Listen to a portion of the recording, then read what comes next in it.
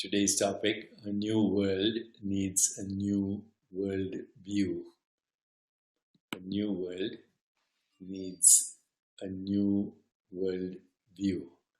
So this is what we're going to talk about today. If you're ready, then we can start to speak, and I hope you can hear me clearly.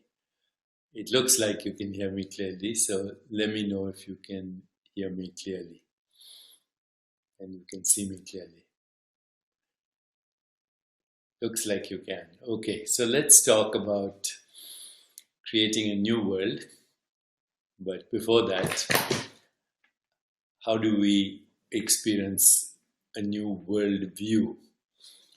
Because as must be obvious by now, with all these dialogues we've had, that in the deeper reality, there is no such thing as a world. There's only a world view, the world appearance. In Sanskrit, it's called Jagat Mithya. The Jagat is world and Mithya is world appearance. What you're experiencing right now is the world appearance. That includes everything that you're experiencing, your thoughts, your feelings, your emotions, your imagination, your memories, but also your perceptions. So as a result of that, you're experiencing what you call your own physical body. You're experiencing me right now, the paintings behind me, the bookshelf, and on. And of course, where you are, you're experiencing your own environment. You're thinking about this communication as well. That is the world appearance. The world appearance is determined by perceptions, interpretation of perceptions, and thoughts and feelings and images and desires and aspirations and memories.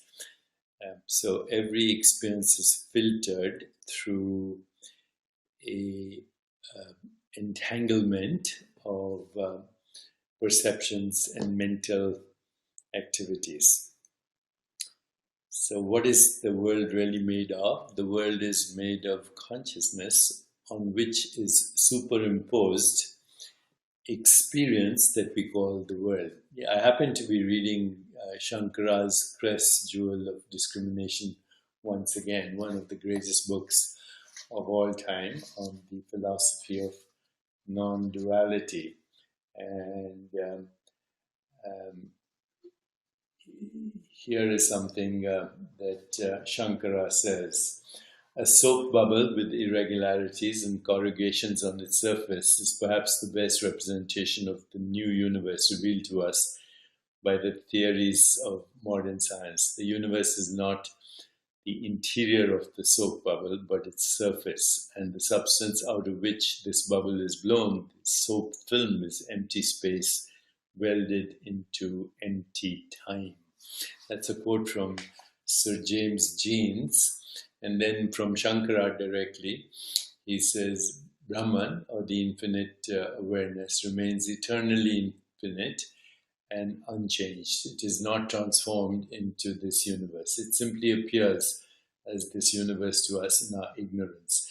We superimpose the apparent world upon Brahman, the infinite consciousness, just as we superimpose a snake upon a coil of rope. The theory of superimposition, Vivartavada, is inseparably linked with the theory of causality. Causal relation exists in the world of multiplicity, which is Maya. Within Maya, the mind cannot function without causal relation. But to speak of cause and effect with reference to the absolute is simply absurd. To seek to know what caused the world is to transcend the world. To seek to find the cause of Maya is to go beyond Maya. And when we do that, Maya vanishes, for the effect ceases to exist. How then can there be a cause of a non-existent effect? In other words, the relation between Brahman and Maya, the world appearance, is by its very nature unknowable and indefinable by any process of the human intellect. Bottom line, we are using the intellect today to go beyond the intellect and understand reality and how we can shift our experience of reality so we can actually create a better world. Because right now, in the course of the last few months, 7 billion lives have been impacted, and mostly for the worse. So as we look at the world today, we see the fragile human structures and human constructs are under threat at this moment. So in the course of the last few months, a little piece of genetic information known as COVID-19 has made the world quite chaotic and quite turbulent. We see the effects on the economy. We see global supply chains affected, global transportation devastated, hundreds of millions of jobs lost. And we now wonder if a new or better world can emerge out of this chaos. Remember Nietzsche's famous expression, when we have chaos, then there is the chance of the birth of a dancing star. So can a new world emerge? And only if there's a new world view. Because the world, as I said, is a superimposed a projection of consciousness as the world appearance. And in fact, what we call the physical world is the result of qualia interactions, entangled qualia, qualities of experience, given meaning, context, relationships, memory, dreams, aspirations. Once again, what we experience as the world appearance is a projection by our consciousness on entangled qualia. Qualia are sensations, images, feelings, thoughts, perceptions, colors, shapes, sounds, textures, taste, smells, and thoughts. All of this, once given context, meaning, relationship, and story, becomes the world appearance. And that world appearance is being devastated as the result of COVID-19, a small piece of genetic material playing havoc with life on our planet. And so we need a worldview that is different if we want to actually repair this damage and help create a more peaceful, just, sustainable, healthier, and joyful world. And so I think the first thing that should be obvious, very obvious, if you think about it a little bit, is that humans are not supreme, that life is supreme, existence is supreme, and human life is part of life, is part of existence. Your existence is entangled with all existence. To look at this scientifically right now, 50% of plant biodiversity and genetic diversity in plants, in animals, and in humans has been wiped out. And that is because the microbiome, the genetic information of the planet, has also been wiped out.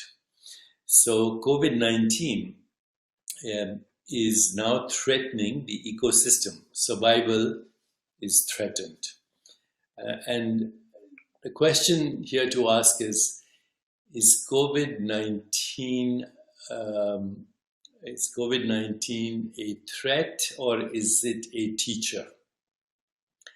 So let's try and examine this a little bit. Let's have a new perspective on life. Life is dominated by the genes of bacteria, fungi, protozoa, and viruses. Microbial genome of the planet is the basis for all life on the planet. Once again, microbial genome of our planet, the entangled microbial genome that exists in plants, in the soil, in animals, in humans, in the earth. This genome is the basis of life.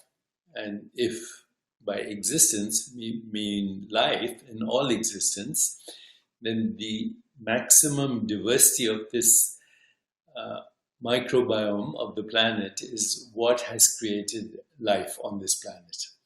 And when one genetic strain dominates all others, then of course the entanglement of the ecology, which is self-regulating as genetic information, the basis of all life, is also affected. And one way to view the COVID-19 pandemic is that when bacterial stress levels rise, stress levels means when bacterial genetic information goes through inflammation, genetic bacterial information, the entangled bacterial information of our planet goes through inflammation, then mutations occur. Mutations, so COVID-19 is a mutation of the coronavirus, which has existed for thousands of years, if not millions of years, before humans came. So mutations are spelling mistakes in a sense, letters of the alphabet, but letters of the genome, ATCG, adenine, thymine, cytosine, guanine, when the letter is missing or upside down or in the wrong sequence, that's a spelling mistake, in a sense, a typo in the genome. And these are called mutations. And these are much more likely to occur when the entire entangled information of the genome is stressed because of inflammation. And of course, this is happening in our world today through the indiscriminate use of pesticides, herbicides, antibiotics, carbon emissions, and even climate change. So we can now see that this is exactly what's happening. The ecosystem has been destroyed, and as a result, mutations are occurring. And mutations are the basis of illness. Only a few mutations are spontaneous or de novo, where we do not know the cause. I would say less than 5% or less than 10% anyway, depending on who you read and the research you do. But the vast majority of mutations are actually a result of environmental distress. An ecosystem that is very damaged and stressed, and then mutations occur, and the mutations are an expression of the distressed immune system, the distressed entanglement of the genetic information. And that's what causes chronic disease. So we now know that all people, when they get older, almost all people, with a few exceptions, maybe me, maybe you as well, but with a few exceptions, most elderly people start to have chronic illness, diabetes, heart disease, autoimmune illness, stroke, cardiovascular disease, cancer, etc. And all of this is because of chronic inflammation, low-grade inflammation. And of course, then mutations also occur. And on top of that, now with COVID-19, we have acute inflammation, which is causing morbidity and mortality. And I've discussed all this in previous videos, so I'm not going to be redundant here, except to say that the new worldview cannot be about the supremacy of the genome of one species, because the genome of that one species is entangled with the genome of all other species. And it is the entangled genome that is the basis for all life or existence. So if we just shift our internal perspective from it's all about me to it's about life, it's about existence, and our existence is entangled with all existence, then we see that all the problems we have right now, racism, violence, bigotry, hatred, war, prejudice, nuclear weapons, biological warfare, internet warfare, political divides, ideological conflicts, religious conflicts, trade wars, all of that is because we have lost awareness of the fact that our existence is entangled at all levels. So our existence and its entanglement starts with the entanglement of genetic information. But then it goes into the entanglement of biological entanglement. Genetic entanglement is connected to biological entanglement. And biological entanglement is, of course, related to our emotional, psychological entanglement as cultures. And that entanglement is what we call human civilization. So we wouldn't have cultures and civilizations and music and art and variety of foods, variety of poetry, variety of existence in the absence of this extreme biodiversity at every level. Biodiversity at every level. Every level is actually the basis of life. And so when a particular race is targeted, right now we are seeing the effects of violence on African Americans in the United States. But throughout history, throughout the web of human existence, there has been a worldview of domination, of predation, of conquest, where one tribe has to dominate another tribe, or one ethnicity has to dominate another ethnic background, or one nation has to dominate another nation, or one religion has to be superior to another religion, or one ideological framework has to be superior to the others, when in fact existence depends on the diversity of this entanglement of relationships that exists at every level, from microcosm to macrocosm.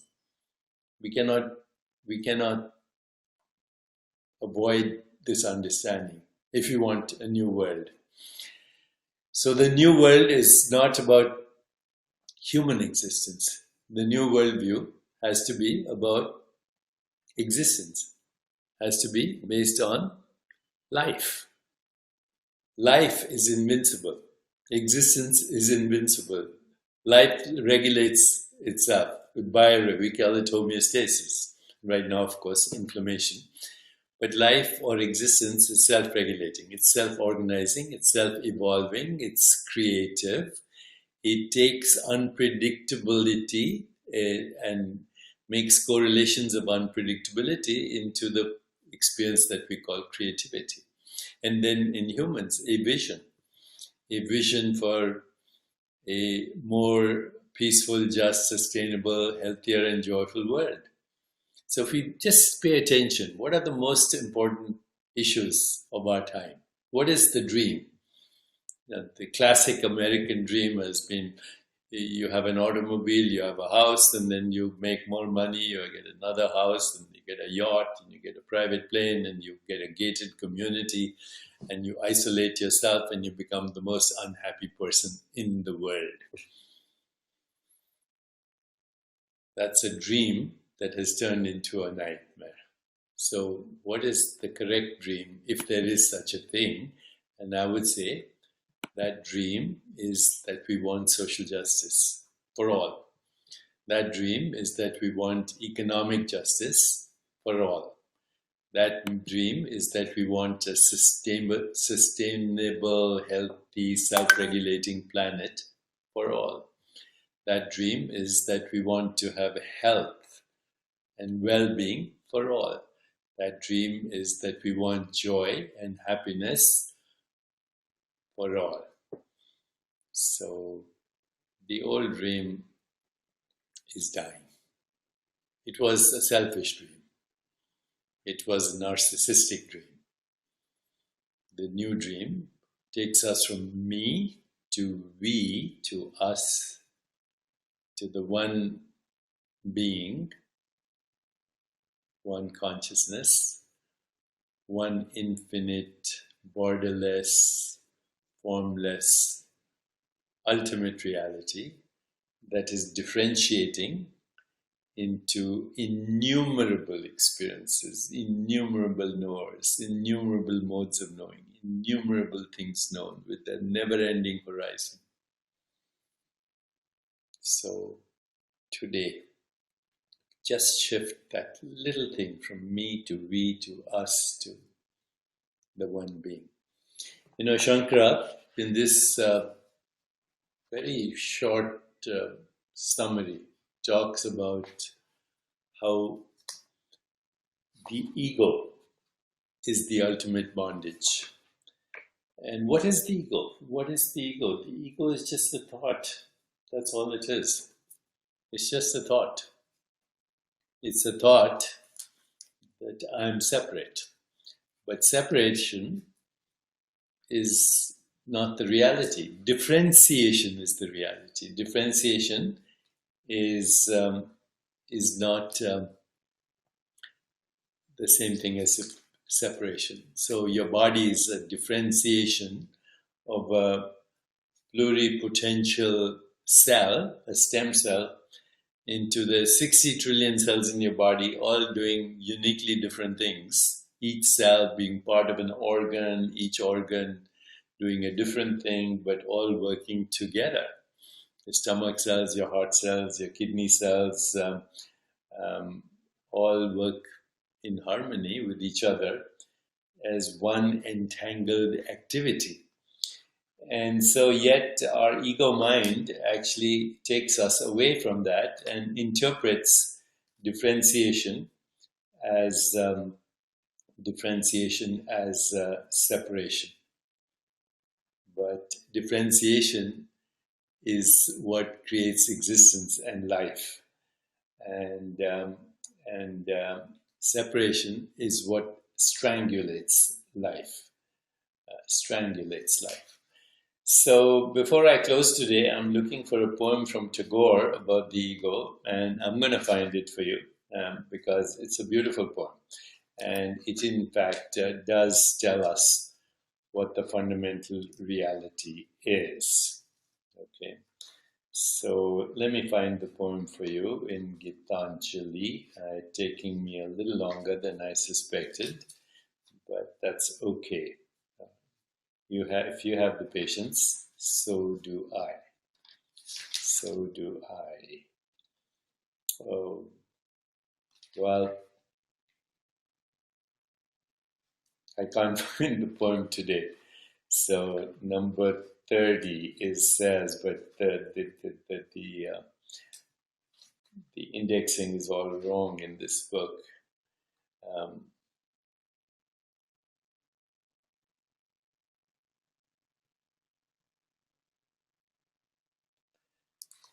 Let me read another poem, which is so beautiful as well. The night is nearly spent waiting for the infinite in vain. I fear lest in the morning my Lord suddenly come to my door when I have fallen asleep, wearied out. Lord, remember, is your higher self. Oh, friends, leave the way open to him, to her. Forbid her not. If the sound of her steps does not wake me, do not try to rouse me, I pray.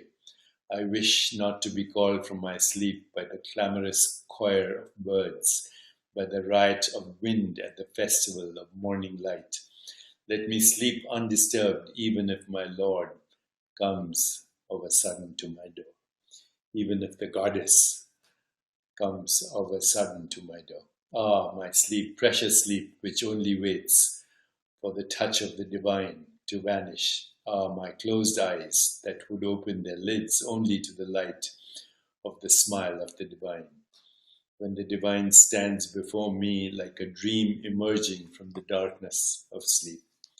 Let the divine appear before my sight as first of all the lights and forms of existence, the formless appearing as form, divine form. All the archetypes contained.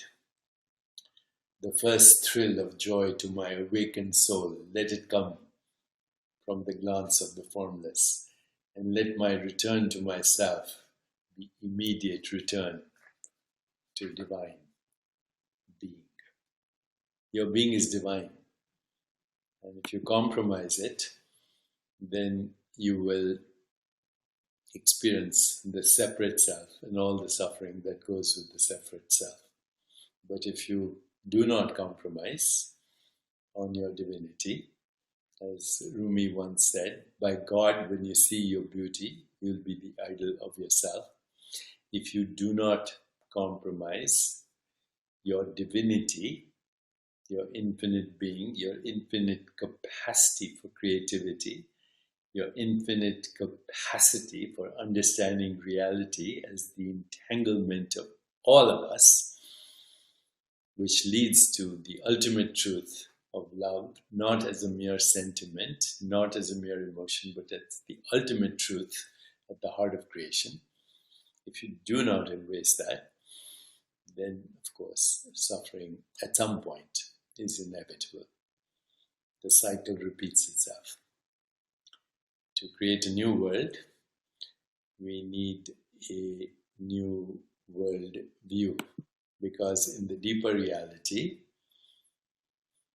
that which we call the world is actually the projection of a worldview. Let us heal ourselves starting today, moving from me to we to us to the oneness of all existence. Pure love, pure knowing, pure creativity, pure existence.